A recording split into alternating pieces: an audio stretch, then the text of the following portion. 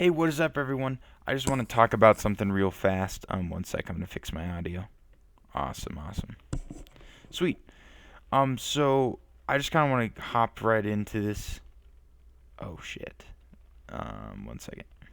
Yeah. So with everything that's been going on, and with kind of, I'm about to start transitioning into fundraising.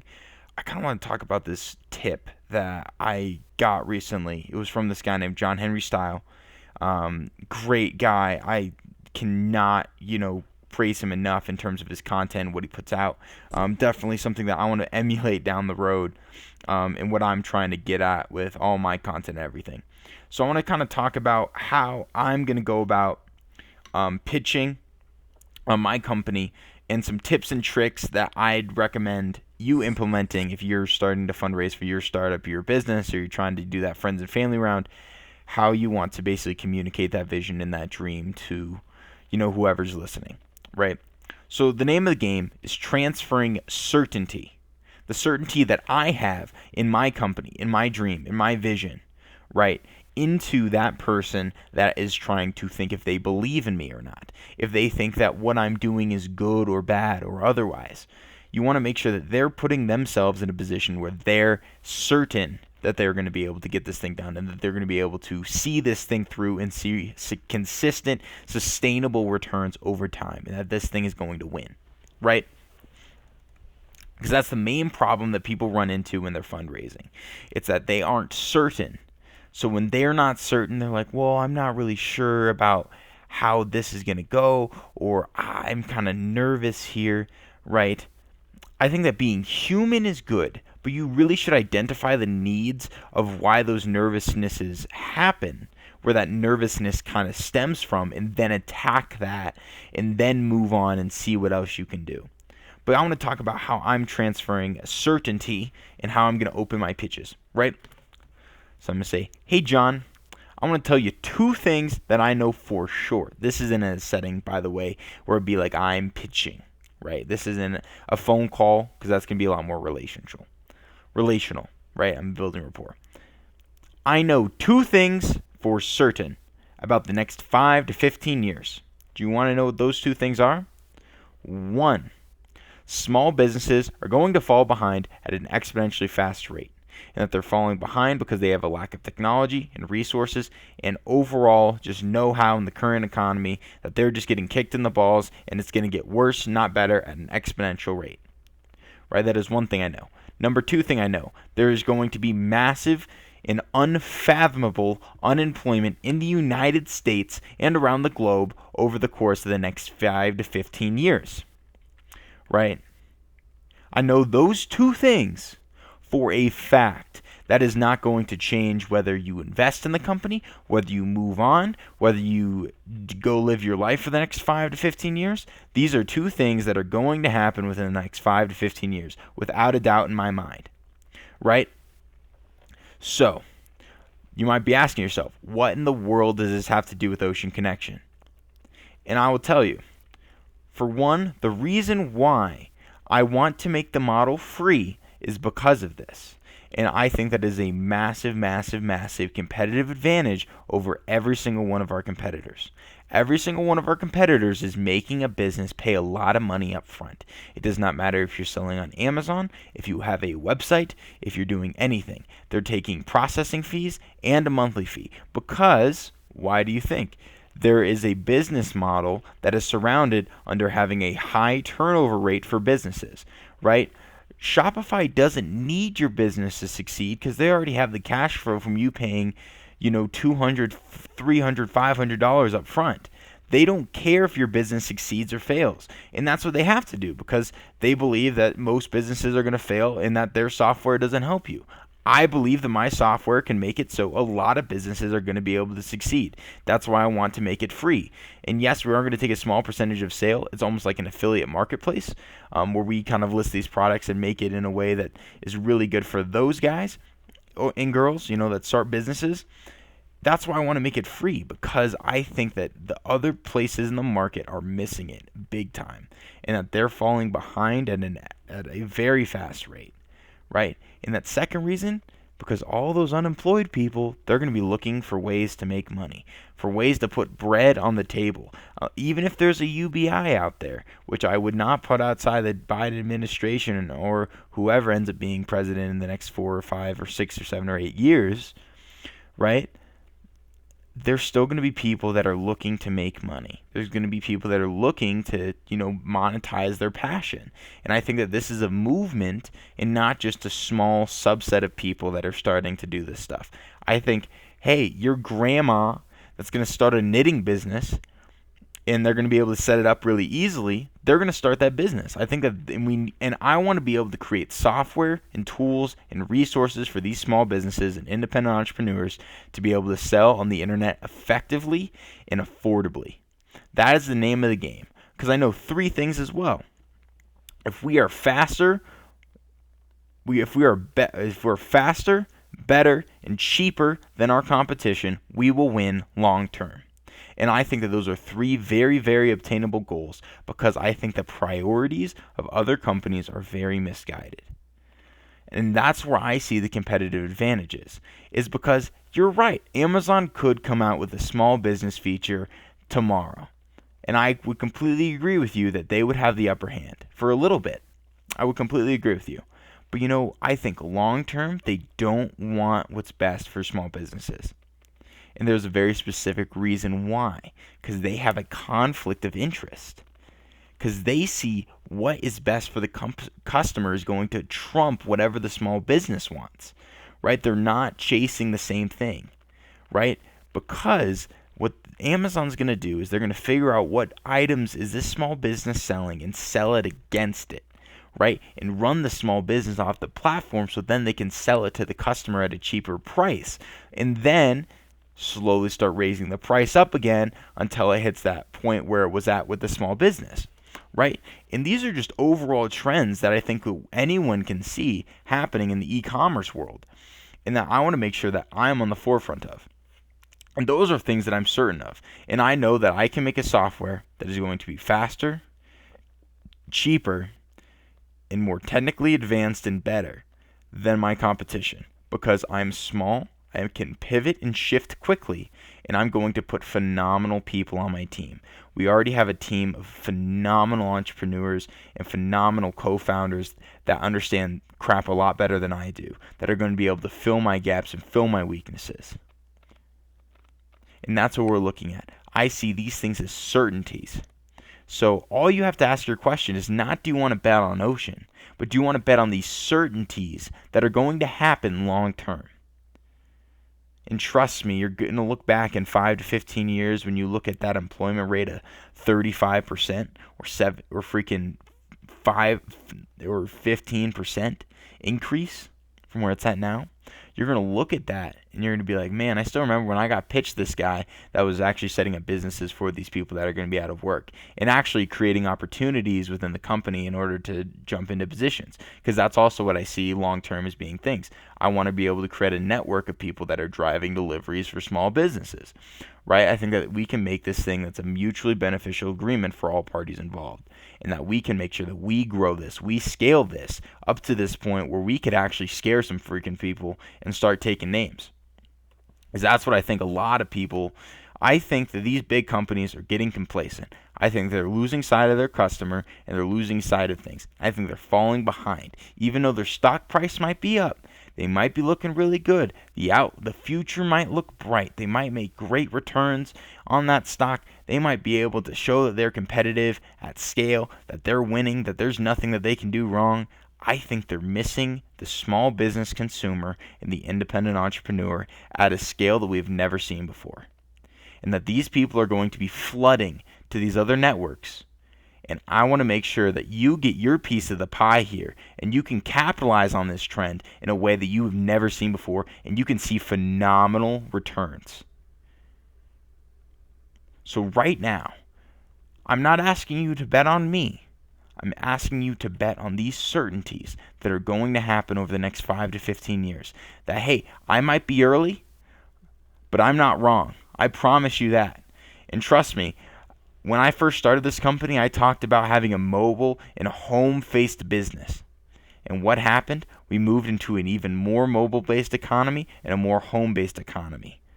How many of you guys are listening to this pitch on your couch, at your house, instead of in a boardroom? That proves my point within itself. Where do you want your shirts delivered? You want it delivered to your house. You want products delivered in the most convenient way. And the way to do that is by giving small businesses the resources and the tools in order to do that at scale and as a competitive person compared to these big guys. Because also we're starting to get a more conscious consumer.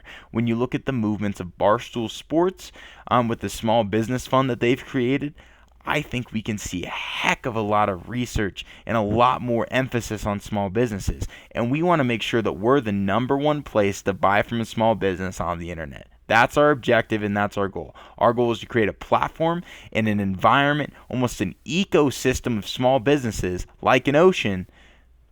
That's our goal and that's our objective, by enabling independent entrepreneurs and small businesses to sell their products online on a profile at scale. At scale, that's the big key, that we want to be able to enable these people to get traffic from other businesses and drive it to one place. Whether that's a mobile application down the road or a website now, that's what I see as certainties. Certainties. Not, oh, this could happen. It's going to happen. What the question is how much money do you want to make on this deal? Do you want to look back in 5 years when I give you another call and say, hey, John, I just want to let you know that we're growing at a really fast rate, everything's going great, and that we're really happy with our returns? Or do you want to make sure that you're on that side of the phone call when it's like, hey, John, guess what we just came in at? We just went public at a stock price of $35 a share. Do you remember what you bought in at? $1 a share? Wait, what is that, a 300% increase? Trust me, man. I'm going to work my ass off every single day to make this happen. It's going to happen with or without you. I appreciate you. I would love your support. I would love your mentorship going forward. But what I need from you is a financial contribution and a financial investment into the company so we can start bankrolling this stuff and we can get this website made and developed in a way that you've never seen before. This thing is going to look sexy. It's going to pay the freaking bills. And that is something that I'm certain of. I know for a fact that I'm going to raise this money. It's just, is it going to come from you, or is it going to come from your neighbor across the street that just bought a new Ferrari? And you're going to say, hey, John, hey, Jack, where'd you buy that Ferrari? And he's going to say, actually, I just got paid a dividend from this small startup that I started. They're just helping small businesses with their software. Now, which side of the coin do you want to be on? Do you want to look back with regret and disdain for the year of 2020 and 2021? Or do you want to realize this is the time when I made the best investment decision of my entire life? When I bet on some crackhead 20-year-old in Colorado Springs, Colorado that said he was going to change the fucking world, and that guy ended up doing it. And that is what I want you to bet on. I want you to bet on me. I want you to bet on this trend. And I want you to know that you're going to always have my number, and that I'm going to be certain that I will always tell you the truth. If things are going bad, I'm going to tell you that things are going bad. If things are going great, I'm going to say things are going great. I'm going to be 100% forward with you, and I'm going to make sure that we have an open line of communication as long as you stay one of our partners. As long as you hold a position with us. As long as you hold a board seat with our company. And that's something that I'm certain of. And that certainty is something that I'm willing to bet on. And I'm willing to see you as a partner with us going forward. And that's something that I want to make sure that we can maintain this relationship and that we can grow this thing and make sure that we punch it through the roof. So what do you say? Can we expect a contribution from you today? Boom. That's like, hey, do you want to freaking change the world or what? Like that's the thing that I think a lot of people are missing right now, man. I just think that this is something that you transferring that certainty. You listen to the words that I was saying. Sorry, I'm kind of out of the pitch now. So if you listen to what I was saying, I was stating fact. Even though I'm in a very volatile economy. The economy, things are going up and down. The market's crazy. Nobody has any idea what's going on. Parler got shut down. Twitter's going nuts. Nobody knows what's going on. No one knows what's happening, right? And someone says they know what's happening. Most of the time they're wrong. But I do stand by everything I said. I know that those two certainties are true. And whether you're on one side of the coin or the other side of the coin, I still know that it's going to be right. It's like someone saying that, hey, I know cell phones are going to be in the hand of every single person. I think that those two things are two things that I'm just certain of. Because I think automation is going to take away most jobs. Like most. I think over 50%. I think all high-level management positions are going to be gone. Like, why do you need a manager when you can just have someone friggin' shoot an email and then you're fine?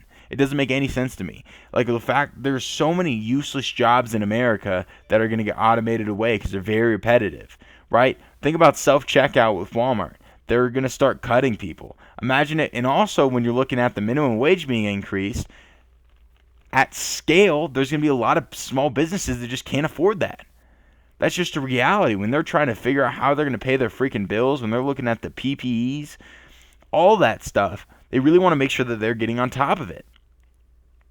And that there's going to be massive unemployment because of it, right? Don't get me wrong. I think that $15 an hour is an awesome thing, and if you can pay it, man. But the thing is, it just is that there's going to be only a select few companies that can deal with it. And you know what's going to happen? If I'm Walmart, I'm paying people whatever, $8 an hour, $10 an hour, right? And there's a 50% increase in the pay, right? People think that I'm just going to accept the 50% increase. What Walmart's going to do is they're going to lay off that percentage, whatever increase it is, of their employees to make sure that they're paying the same amount of money, that 33% increase, right? I think that's what it would be. So 33% increase, right? They're going to lay off 30% of their staff, right? Because think about it, there's most jobs in a Walmart can be automated away. When we look at self-checkout, right? When you look at, a lot of the stocking shelves, they're already programming robots that are doing that, right? It was crazy. My cousin actually worked at a Walmart distribution center, and they were like, yeah, now we have little robot Steve-O, right? Whatever the robot's name was, that is now going and doing my job. And I think it's the same thing. Is also what's really nerve-wracking for me is there's a lot of doctors that I think could lose jobs. Genuinely. Because when we look at software and machine learning, it's being able to diagnose patients at a much higher rate of accuracy than a doctor can. And when you think about one doctor now, because of using the collaboration with this software, right? I don't think all doctors are going to go out of business, right? But what I think is going to genuinely happen is that the need for a doctor is going to go down drastically, because they're only going to need one doctor to take care of about 3 times as many patients. Because at the end of the day, a hospital is a freaking business. They're trying to make as much money as possible. Their goal is to make as much money per patient as possible through insurance or whatever. That's their objective. Even for a lot of these nonprofit hospitals, right? Because that's what they want to do. Their goal is to make sure that they're making their business. Their goal is to make money. Even a nonprofit, their goal is to make money. Their goal is to make money so then they can do stuff with it. But at the end of the day, it starts off with cash flow, right? And that's something that I think a lot of people don't get about nonprofit space, is that you have to have cash flow driving everything. If you have no money, there's nothing to do good stuff with, right? If you're broke, you can't help anybody. Right? And that's what's happening with hospitals. Is a hospital is a business at the end of the day. Even if they want to help a lot of people, they still have to drive cash flow and they still have to do these things. But yeah, it's just these are trends that are gonna happen whether an investor likes it or not. Right? These are just things that you gotta keep in perspective. These are just things you gotta keep in mind as you're pitching. Right? You want to name 1 or 2 or 3 certainties that you know about your business. That if your business succeeds or fails, it's gonna happen, right? And your goal is to highlight then how your business is capitalizing on these certainty trends that are happening, right? So let's say that I'm talking about my cold brew company. I'm right. 1, coffee is too expensive. 2, it needs to be delivered to people's houses because people are lazy and they're working from home and they don't want to leave, right? At scale, I think those are 2 trends that are going to happen whether or not I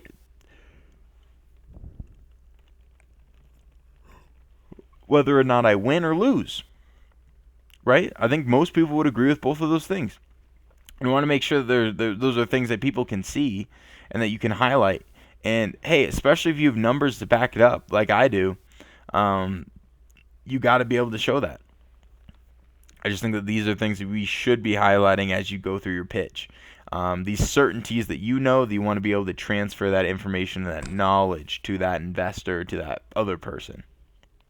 So, yeah, guys, I'd like to thank you guys so much for watching. That's about certainty and pitching, and that's just kind of an example with my business. So I'd love to hear your guys' pitches about what certainties that you found your business off of, and I'd love to hear some more information. So thank you guys so much again for listening. I appreciate it, y'all. Hopefully everyone's having a great day, and that you go dominate. I appreciate it, y'all. Have a good one.